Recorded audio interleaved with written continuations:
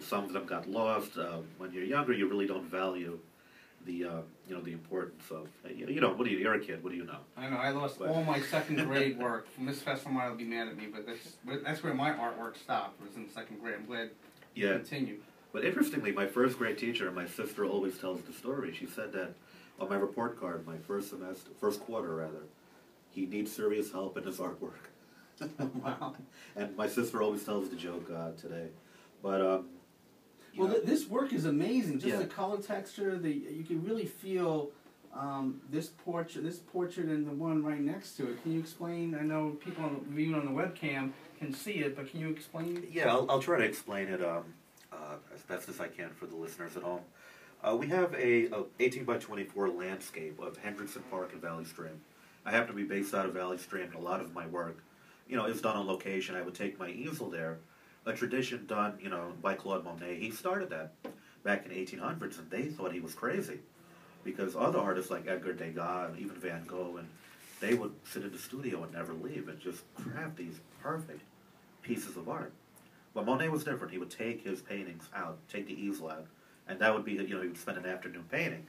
And a lot of the Monets, if you actually see them in person, they have sand on them because the wind blows. There might be a mark of a leaf on there.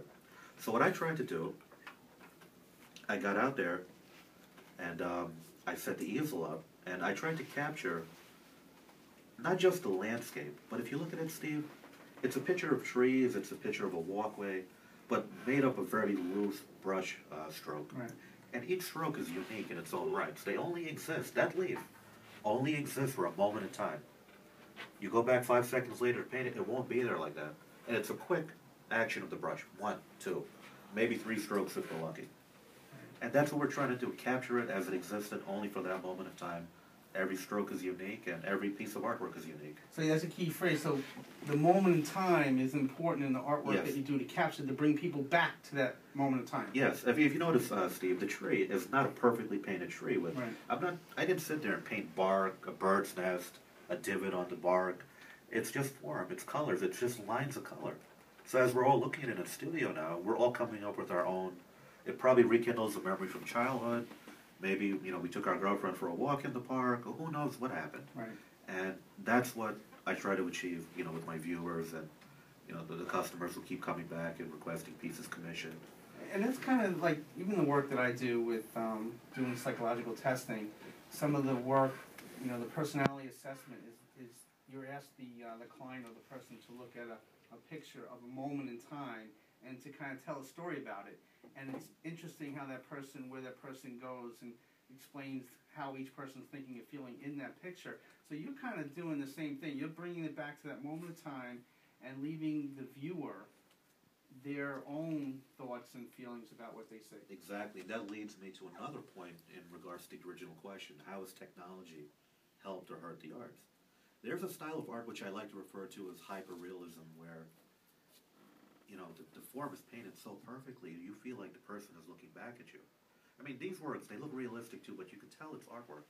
But with hyperrealism, everything is done for you.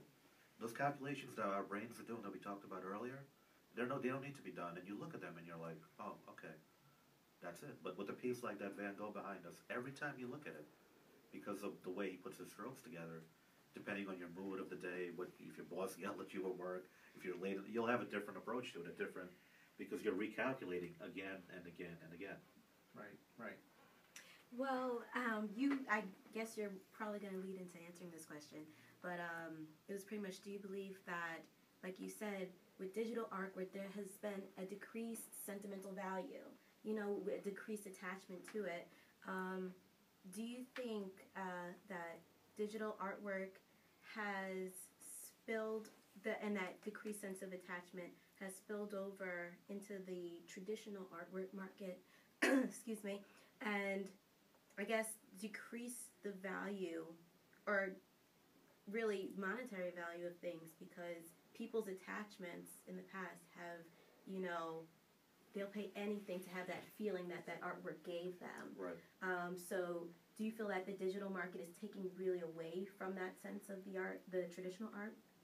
Actually, no, not at all. Really? I mean, technically and technique-wise, yes.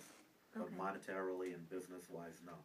Oh, okay. Because when people stumble upon an artist like myself, Mhm. and they see the level of work and the way that the work captures them, they want their own. I mean, I remember I took this forest piece actually to get it framed over at a custom framing shop, and a woman saw it and she looked at it, and then she also looked at a portrait which I had done, and she was like, "Would you be able to paint my daughter for me?" And her daughter unfortunately passed away at a very young age, about a year and a half ago, and she said, "I was thinking about getting a canvas printed at Walgreens, so I have that canvas texture so it looks like a painting."